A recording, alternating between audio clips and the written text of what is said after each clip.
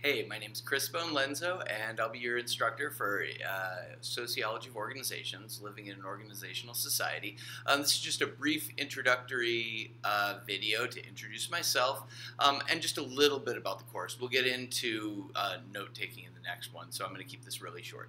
The reason I'm excited to be teaching this course is if you've dipped into the reading already, especially if you've dipped into the reading from Sapiens, the thing that you're confronted with at the very beginning, and I've also included this in the syllabus, is that organizations are imaginary. They're fictional things. They don't exist in nature.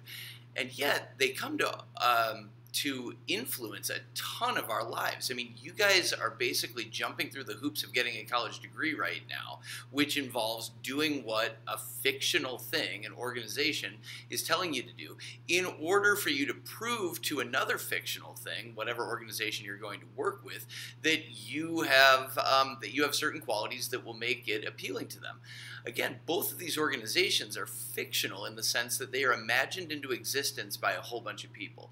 And that is, for me, as a sociology nerd, an inherently fascinating phenomenon. We don't think about organizations as fictional, but they absolutely are. You do not see them apart from in the collective imagination of a bunch of people. So that's point number one.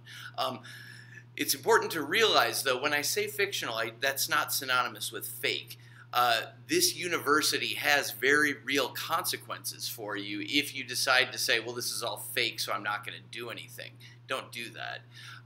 But it bears just sort of remembering that because it's fictional, it can be modified at any particular moment.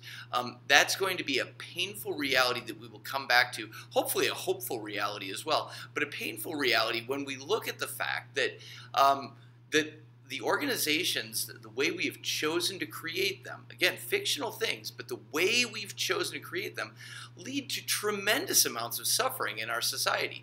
We've got huge gaps between wealthy people and poor people. Nowadays, our government has outlawed discrimination on the basis of race, although still not on the basis of gender, at least at the point that I'm recording this. But it was true for a long period of time, the vast majority of American history, that a fictional organization, the United States government, decided we're going to treat people legally differently based on the color of their skin.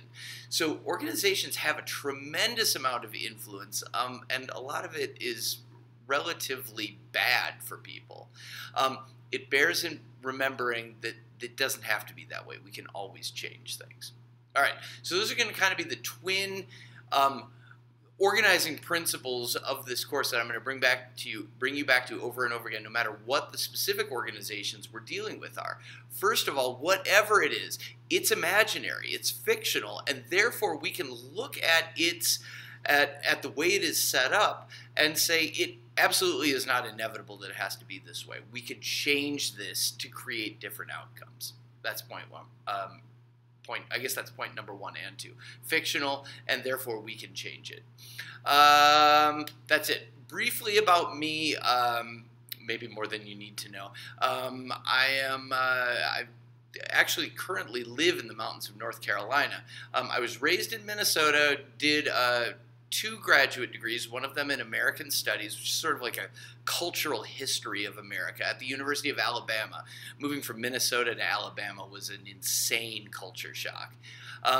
Moved from Alabama to the University of Georgia, where I got my degree in sociology, and after graduating, moved to the mountains of North Carolina, where my wife is currently a tenured professor at Western Carolina University.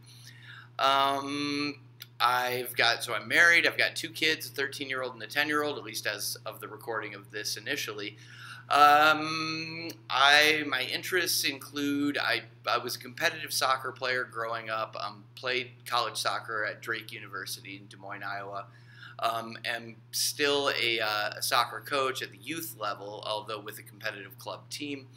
I am also a somewhat aspiring, although by the time you're 49 years old, if you haven't hit it, then you're probably more of a failed heavy metal guitar player. And since moving to the mountains in North Carolina, I've been really into trail running, which is kind of a wonderful thing to do. I've got a dog that I take out trail running pretty much every morning, about 5 minutes from my house, and it's beautiful. Oh, and then also, as you will soon find, if you're a college professor, you're kind of by default a nerd, and I'm a pretty serious sociology nerd in terms of looking at current events and tearing them apart sociologically. So you will get probably a lot of emails from me or prompts in discussion that look at what's going on currently and how we can understand it sociologically. And I think that's it for the introduction. Always remember, I'll bring you back to this hopefully every video. Things don't have to be the way they are. Things are the way they are because we have imagined this social reality into existence, and then every day we live in ways that bring it to life. But take hope, because we're going to go through a lot of junk. So take hope from the fact that it always can change. And it changes just with us deciding we're going to imagine a different reality into existence. That's it for now. I will see you in the next video where we will talk about a model of society that we will be using as the sort of backdrop for organizations. So I'll see you in that one.